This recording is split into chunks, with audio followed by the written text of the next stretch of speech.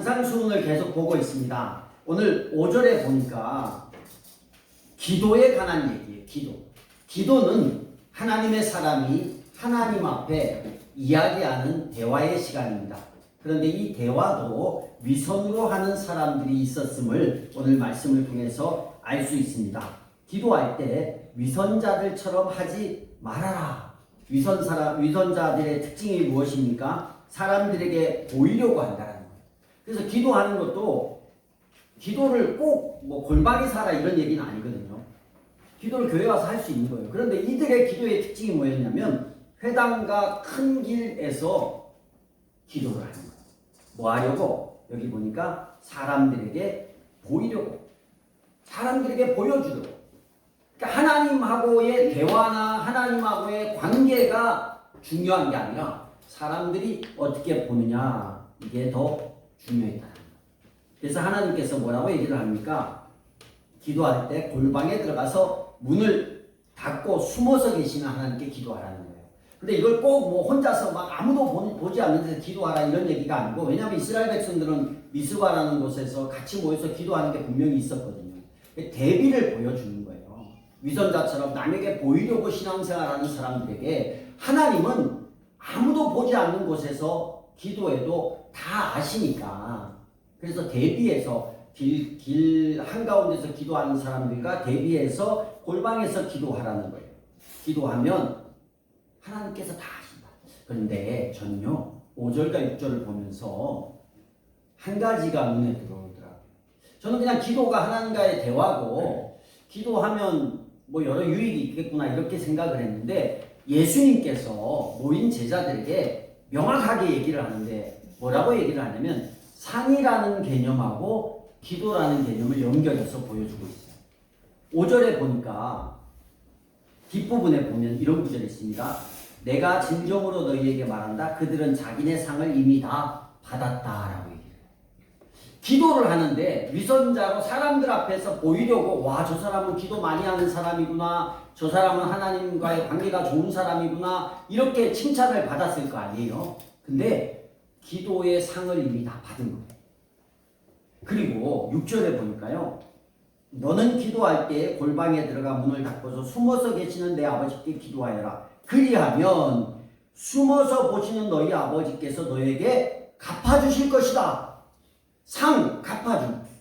상으로 뭔가 갚아준다는 거예요.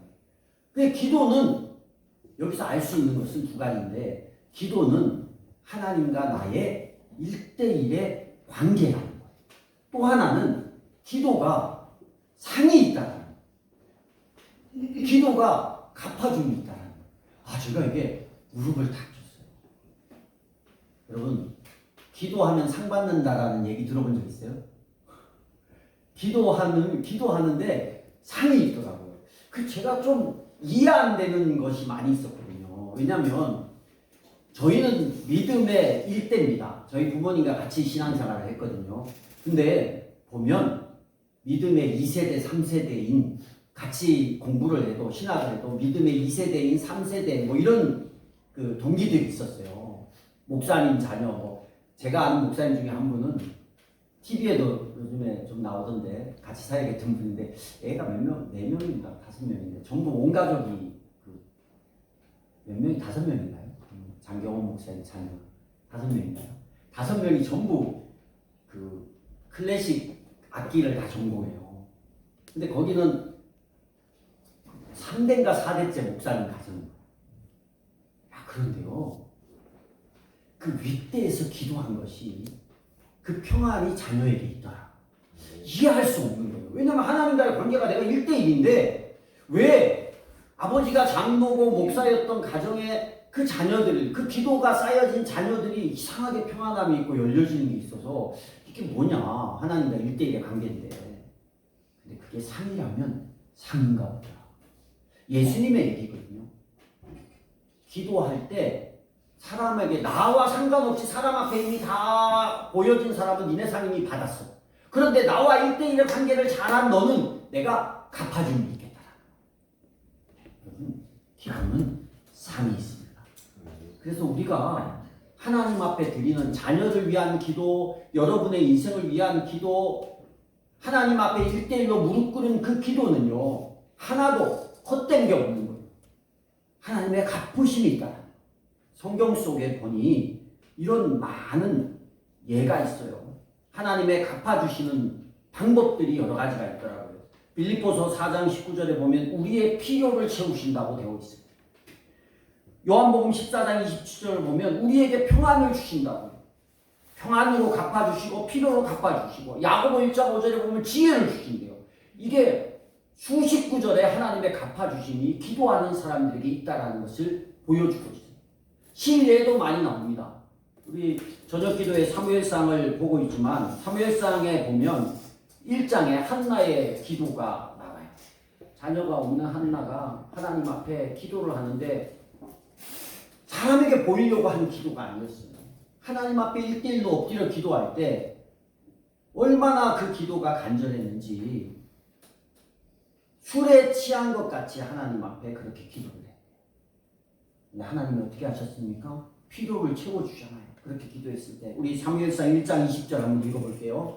하나님이 어떻게 요한일서가 이거 기도에 대한 응답 요한일서 5장 볼게요. 응답 일단 5장 14절 15절 같이 읽어보겠습니다. 시작. 우리가 하나님에 대하여 거짓 담대함을 이것이니 또 무엇이든지 우리가 하나님의 뜻을 따라 구하면 하나님은 우리의 청을 들어주신다는 것입니다. 우리가 무엇을 구하든지 하나님이 우리의 청을 들어주신다는 것을 알면 우리가 하나님께 구하는 것들은 우리가 받는다는 것도 압니다. 아까 서두에 얘기했던 하나 더 있어요. 예레미야 33장 3절 한번 볼게요. 읽어봅시다. 시작. 내가 너에게 응답하겠고 내가 모르는 크고 놀라운 비밀을 너에게 알려주겠다. 이런 응답의 구절들이 성경 구석구석에 있는데 그 실제적인 얘기 한나의 그 기도 응답 사무엘상 1장 20절 한번 읽어볼게요. 시작. 한나가 임신을 하고 다리 차서 아들을 낳았다. 한나는 주님께 구하여 얻은 아들이라고 하며 그 아이의 이름을 사무엘이라고 지었다. 하나님이 들으셨다. 뭐예요? 하나님께 구하여 얻은 아들이라는 거예요. 하나님이 필요를 채워주시고 하나님이 기도할 때 응답하시고 하나님이 기도할 때 상으로 갚으시고 하나님이 기도하는 사람의 마음을 아시고 채우심이 분명히 있다는 거예요. 그런 구절이 또 나옵니다. 히스기야 왕 우리 잘 알죠? 히스기야 왕이 병이 걸려가지고 죽을 위기에 처할 때 하나님 나의 생명을 한 번만 살려달라고 얼마나 기도했어요. 그럴 때 하나님께서 어떤 응답을 해줘요? 낫게 해주고 15년이나 더 살게 해줍니다. 열왕기 우리 한 말씀 보겠습니다. 20장 5절 시작. 너는 내려가서 내 백성의 주권 자인 히스기야에게 전하여라. 내 조상 다윗을 돌본 나 주 하나님이 말한다. 내가 기도하는 소리를 내가 들었고 내가 흘리는 눈물도 내가 보았다. 내가 너를 고쳐주겠다. 사흘 뒤에는 내가 주의 성전으로 올라갈 수 있을 것이다. 여기 구절에 보면 내가 기도하는 소리를 내가 들었다. 히스기야가 기도하는 소리를 하나님이 들었다는 거예요. 남에게 보이려고 안 해도 하나님이 숨어서 기도할지라도 우리의 기도를 보시는 거예요. 그리고 기도 소리를 듣고 어떻게 해주시는 거예요? 갚아주시는 거예요. 갚아주시는 거예요. 여러분이 잘 아는 다니엘은 어떻습니까? 하루에 3번씩 기도했던 사람. 3번씩 기도하면 위기가 처하면 안 되잖아요. 하나님이 갚아주시는 하나님인데 그런데 3번씩 기도했는데도 위기가 왔어요. 그 기도하는 것을 못마땅해 하는 정적들이 다니엘을 죽이려고 했어요.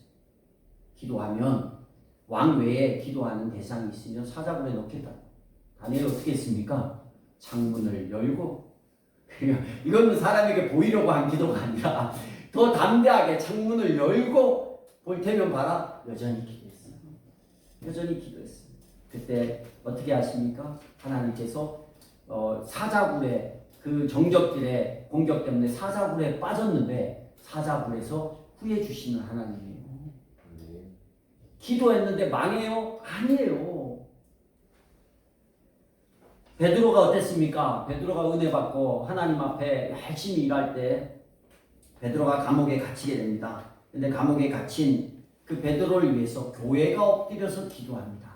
그럴 때 어떤 일이 일어나요? 놀라운 기적이 일어나서 천사들을 통해서 베드로가 감옥에서 빠져나오는 사건도 있어요. 어떻게 그런 일이 일어납니까?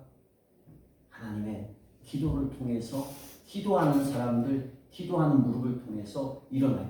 저는 오늘 예수님께서 다른 분이 아니라 예수님께서 산상수훈에서 주기도문을 가르치기 직전에 왜 기도해야 되는지에 대해서 보여주는 거예요.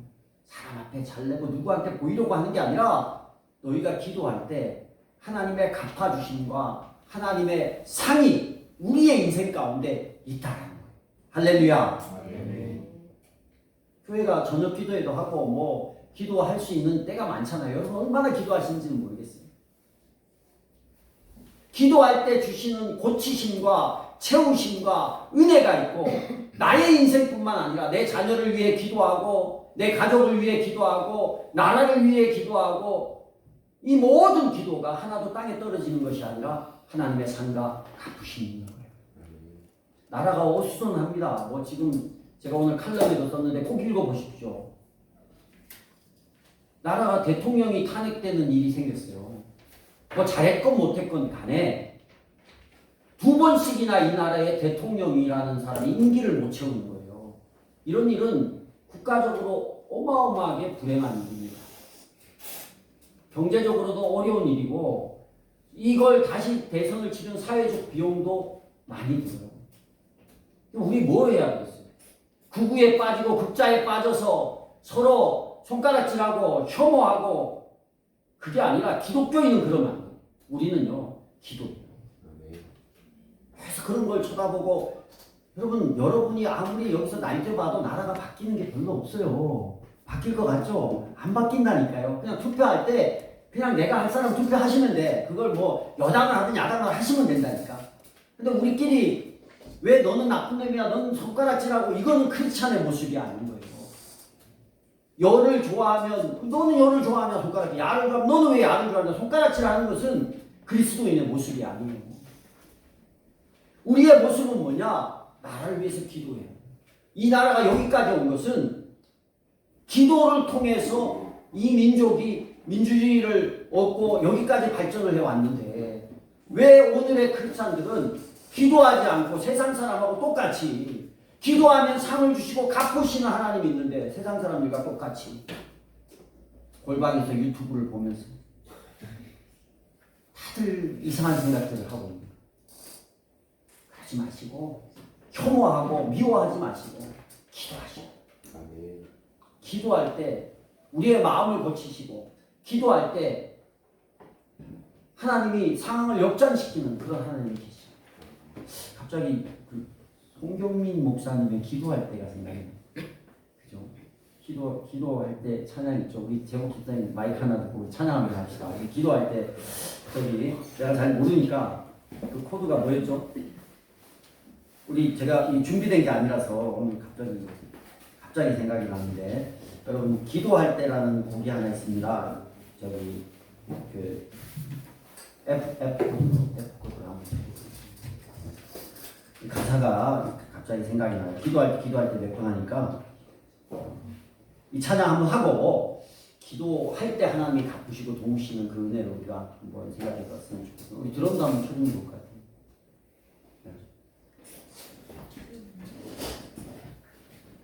준비를 안 해서 죄송합니다. 미리 얘기를 안 해서. 근데 기도가 중요하니까 송경민 목사님의 그 마음과 간증이 녹아든 찬양인데 오늘 말씀에 잘 어울리는 것 같아요. 그런데 오늘 결단 찬양이 찬송가라서 제가 중간에 한번 했으면 좋겠습니다. 갑자기 보이나요? 기도의 능력 F 코드 보이세요? 죄송합니다.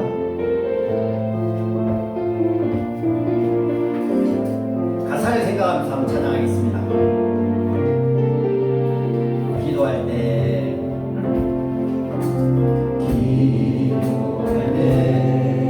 상한 마음 만지시며 내 모든 상처 치료하시네. 기도할 때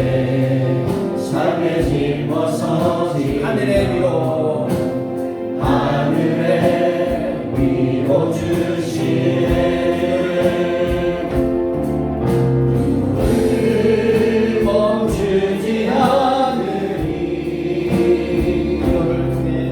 기도를 통해 역사하신 신실하신 하나님, 신실하신 하나님, 반드시 응답하시니 믿음의 기도 멈추지 않으리. 기도할 때 내 지혜를 주사 주의 뜻대로 살게 하시네. 기도할 때 주님 함께 계시니 주님 함께 계시니 내 영혼 참 평안하네. 기도를 멈추지 않으리. 기도를 멈추지 않으리. 기도를 통해 역사하시니 신실하신 하나님, 반드시 응답하시니 믿음의 기도 멈추지 않으리. 성령께서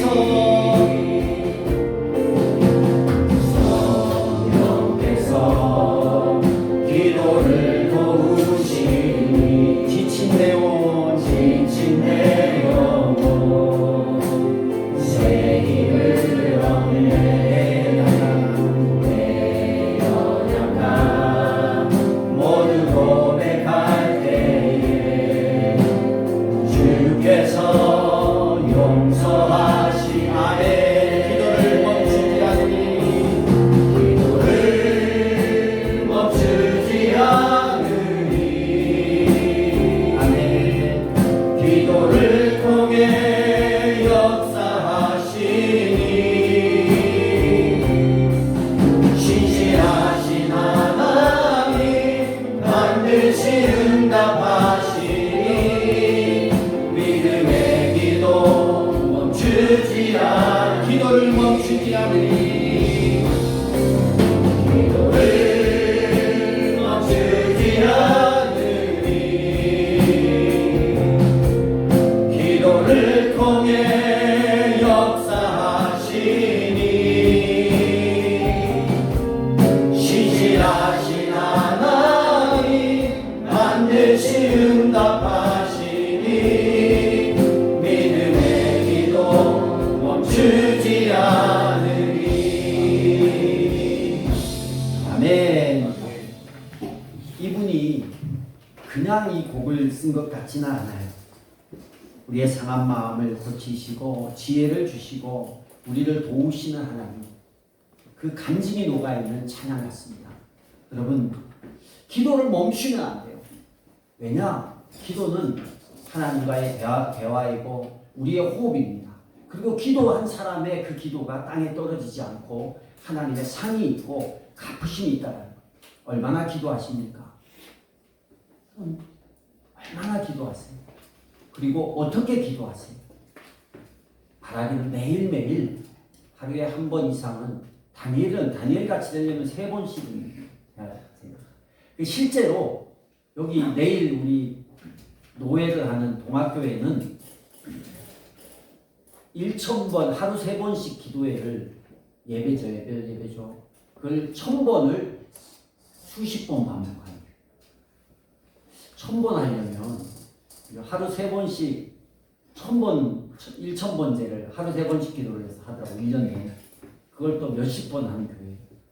네, 목사님이 별 큰 재주는 없는데 엄청난 재주가 있으시고 엄청난 영적인 파워가 있어요. 성도 하나가 되었어요. 우리의 영성과 우리의 은혜는 어디서 오냐면 우리가 사람에게 보이려고 하는 기도가 아니라 하나님의 앞에 엎드리는 기도를 통해서 나오는 줄로 믿습니다. 그런데 어떻게 기도해야 될까? 이게 좀 걸리는 것 같아요. 어떻게 기도하는 게 좋을까? 그래서 예수님께서 사람들에게 기도를 중언부언하고 막 그냥 엉망진창으로 하니까 보이려고 하니까 기도를 이렇게 하라라고 가르쳐 주신 게 주기도문.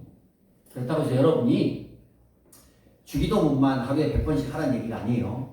어떤 이단에서는 뭐 잘못하면 주기도문 100번 써갖고 오세요. 100번 하세요. 뭐 이랬다는데 그런다고 뭐 그게 아니라 주님께서 기도의 예시 표본을 보여준 게 주기도문입니다.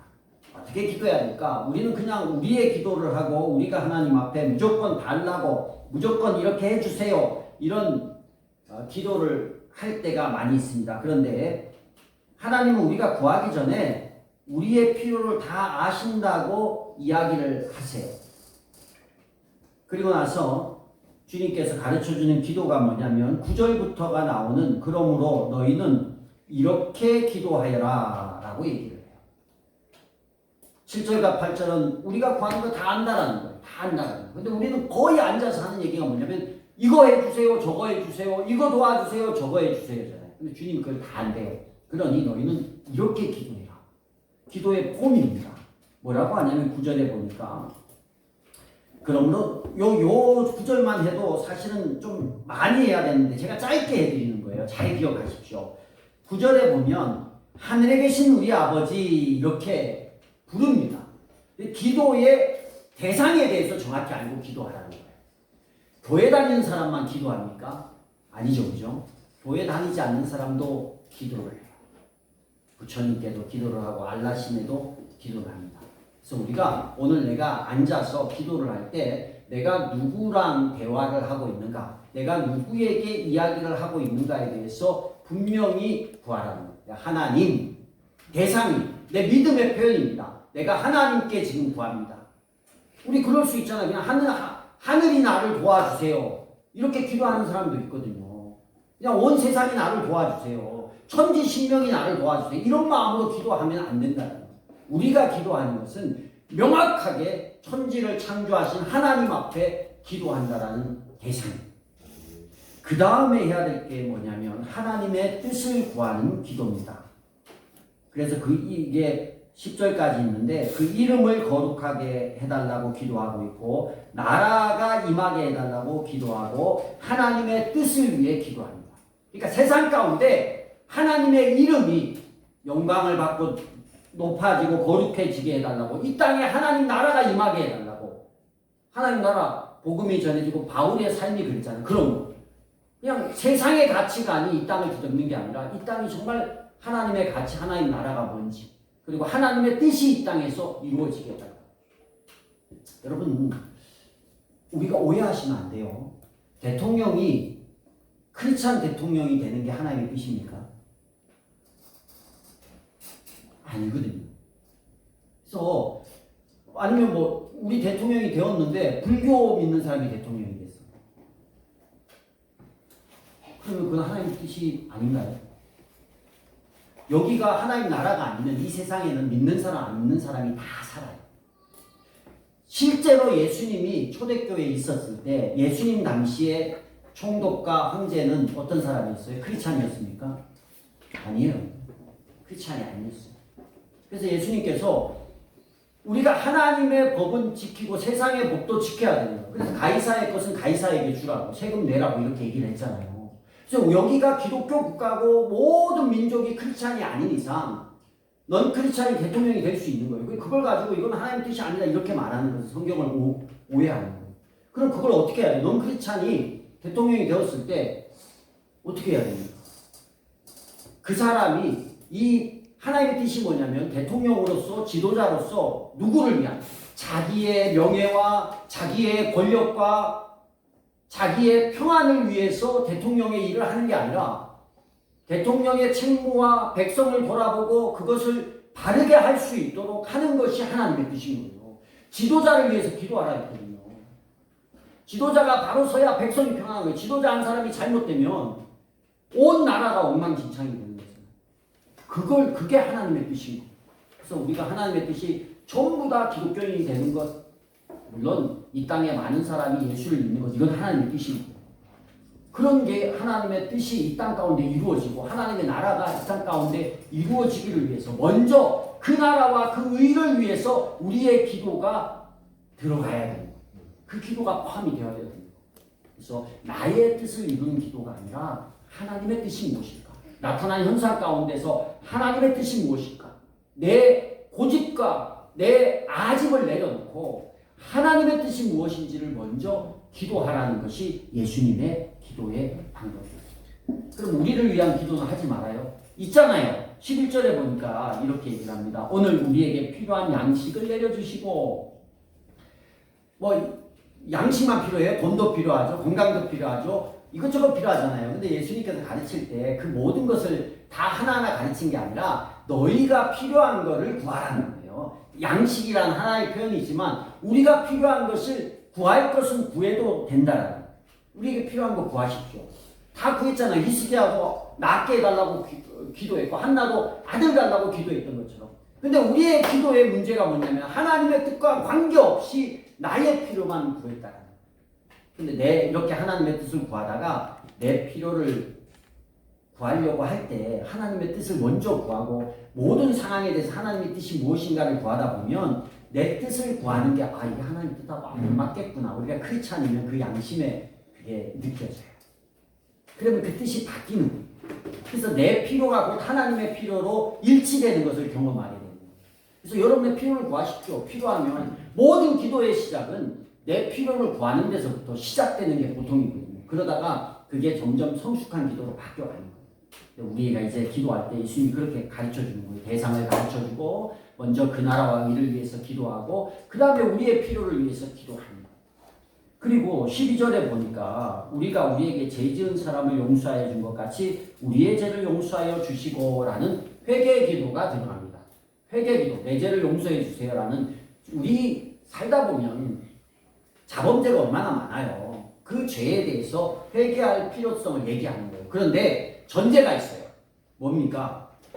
우리가 우리에게 죄 지은 사람을 용서하여 준 것 같이 라는 전제가 있어요. 이 전제를 오해하시면 안 되고, 이 전제가 뭐냐면 내가 하나님 자녀의 삶을 살았다는 거예요. 그 당시에는 가장 큰 은혜를 받은 사람이기 때문에 그 은혜 받은 거, 내가 죄 용서 받은 은혜가 커서 사랑하는 삶, 긍휼히 여기는 삶, 용서하는 삶을 사는 것이 그리스도인의 모습이었어요.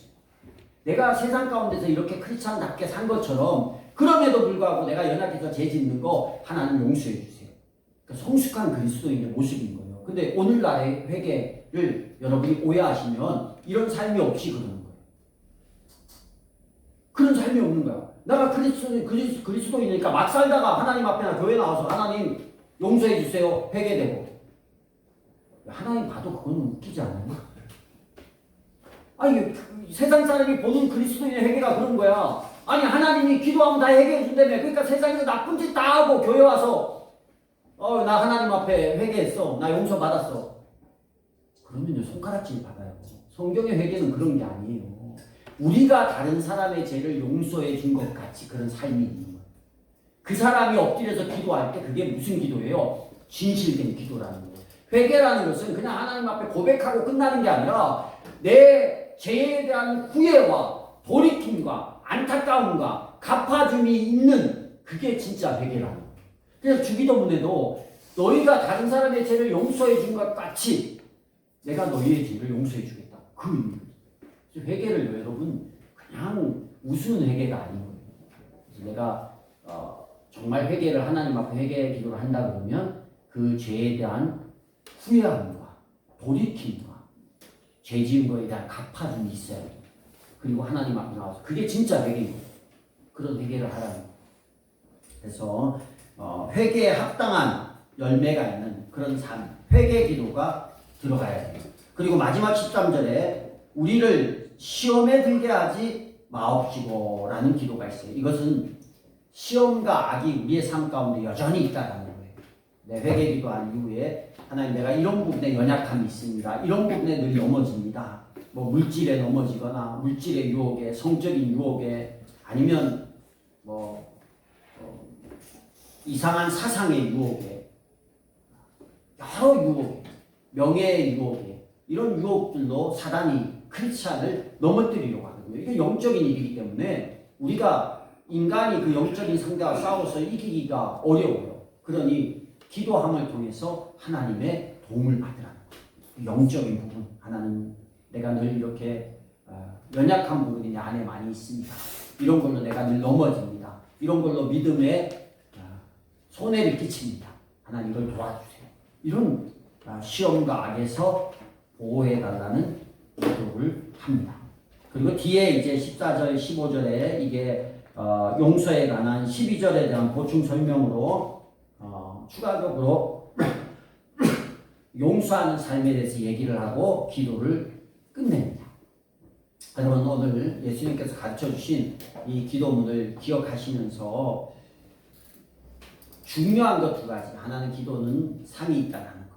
또 하나는 기도하는 방법. 이걸 기억하시면서 기도의 삶을 살았으면 좋겠어요. 안 하는 것보다 하는 게 낫고 하려면 이왕 하는 거 제대로 하는 기도가 낫다. 그래서 이 기도를 통해서 특히 막힘이 있고 어려움이 있고 인생이 깝깝하고 그러면 그럴수록 뭘 해야 돼요? 하나님 앞에 나와 무릎을 꿇어요. 무릎 꿇지 않고는 열려지는 게 없습니다. 수많은 믿음의 선진들은 기도를 통해서 고난을 헤쳐가고 위기 때마다 모여서 기도하는 것이 이스라엘 백성들의 모습입니다. 우리 젊은 청년들도 인생의 가장 큰 보증수표가 뭐냐면 기도다. 누가 로또 번호를 알려주고 이 번호로 로또를 사면 100% 당첨이 돼 10억짜리야. 하겠어요? 하지 무조건. 그거 안 하면 바보잖아요. 아니 이걸로 하면 무조건 10억 사기가 아니고 진짜로 이 번호로 하면 10억짜리 로또가 됩니다. 그러면 하는 거예요. 그냥 안 하면은 에이 되겠어. 그 믿음이 없으면 10억을 못 받는 거예요. 그런 게 기도라니까요. 하나님께서 갚아주고 기도는 공 것이 없고 상을 준다고 약속했어요. 근데 그걸 안 믿으면 기도 안 하는 거죠. 그러면 갚아주면 없고 상이 없는 거죠. 믿고 로또를 그 번호로 사야 10억이 당첨되듯이 하나님이 아무리 이렇게 예수님이 산상수훈에서 예수님이 하신 얘기인데 안 믿으면 상이 없고 갚아주면 없는 거예요. 기도합시다. 기도해요. 예수님이 가르치는 기도예요. 사람에게 보이려고 내가 크리스찬이니까 그냥 해야지 뭐 어쩔 수 없게 해야지가 아니라 정말 하나님 앞에서 기도를 쌓아가시기 바랍니다. 쌓아가시면 상이 있고 가품이 있어요. 그리고 주님이 원하시는 바른 기도를 통해서 하나님이 주시는 상을 갚아주심을 다 누릴 수 있는 저와 여러분이 될 수 있기를 주의 이름으로 축복합니다. 아멘. 하나님을 기쁘시게 이웃을 행복하게 영혼 구원하여 제자 삼는 교회 예수 가족교회